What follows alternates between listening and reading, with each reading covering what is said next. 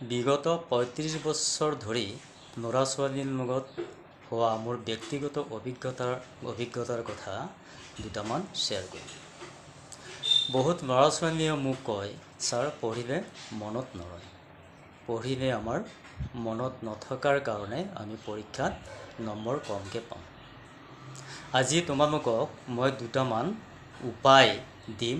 সেই উপায় দুটা ভালদৰে তোমালোকে যদি মানি চলা তেতিয়াহ'লে তোমালোকৰ নিশ্চয় মনত থাকিব আৰু পৰীক্ষাত ভাল নম্বৰ পাবলৈ সক্ষম হ'ব।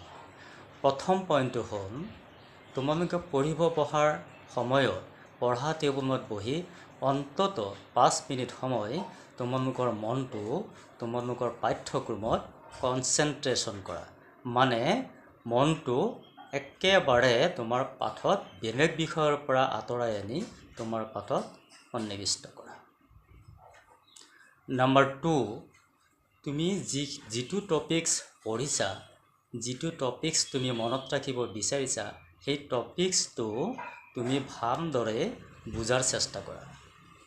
2 বাৰ পঢ়া, 3 বাৰ পঢ়া, তেনেকৈ যিকেইবাৰ প্ৰয়োজন হয় তুমি ৰিডিং কৰি উঠি তুমি বুজিবৰ চেষ্টা কৰা। বুজি উঠাৰ পিছত তুমি সেই টপিকছটো বহীত লিখা। এবাৰ নহয়, 2 বাৰ নহয়, 3 বাৰ 4 বাৰ তুমি কথাখিনি লিখা।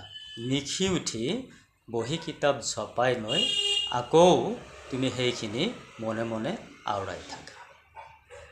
3 নম্বৰ পইণ্টত তুমি সেই কথাখিনি পুনৰাই বহীত লিখা।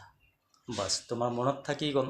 পিছৰ পইণ্টটো তুমি যিখিনি কথা মনত ৰাখিলা, যিখিনি কথা তুমি পঢ়িলা, সেই কথাখিনি তুমি খেলোঁতে, স্কুল যাওঁতে, ভাত খাওঁতে, উঠা বহা কৰোঁতে সেই কথাখিনি মনৰ ভিতৰত আওৰাই থাকা।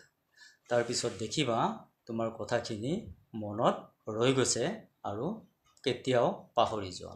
এইটো হৈছে এই 3টা পইণ্ট যদি তোমালোকে মনত ৰাখা, তোমালোকৰ স্মৃতিশক্তি বৃদ্ধি পাব, মনত থকা শক্তি বৃদ্ধি পাব আৰু পৰীক্ষাত সফল হ'ব